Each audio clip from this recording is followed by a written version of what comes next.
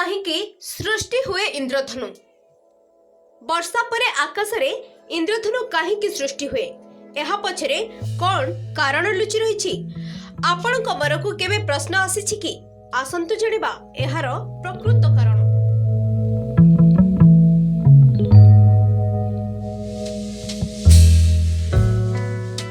सूर्य किरण रे 7 प्रकार रंग अछि।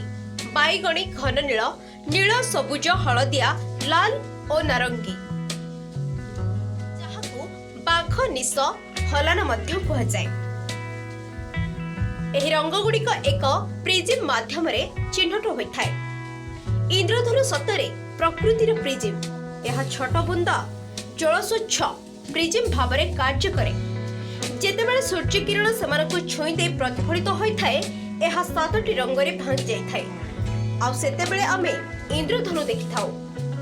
आपण माने देखिथिबे इंद्रधनु रे लाल आलोक ऊपर भाग रे देखाथाय, जेतेबेले तळे बाईगणी आलोक रहिथाय। वर्षार बुंदा मध्य सूर्य किरण बाहरिथिले मध्य सूर्य आलोक मोहाइले इंद्रधनु देखा जाइथाय। एहा सबुबेले देखा देई न थाय। केवल एतिकी नुहे, एहा आकाश रे गोटिए नुहे, बेले बेले 2टी इंद्रधनु मध्य देखा देइथाय।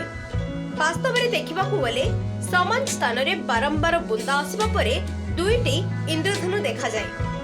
एहा एपरि भाबरे घटे जेपरि प्रथम इंद्रधनुरु उत्पन्न रंगीन आलोक धला रंग रे परिवर्तित होइथाय। आ द्वितीय बुंदा वर्षा सहित संस्पर्श रे आसे, सेतेबेले इंद्रधनु सीधा एवं अलट देखा जाइथाय।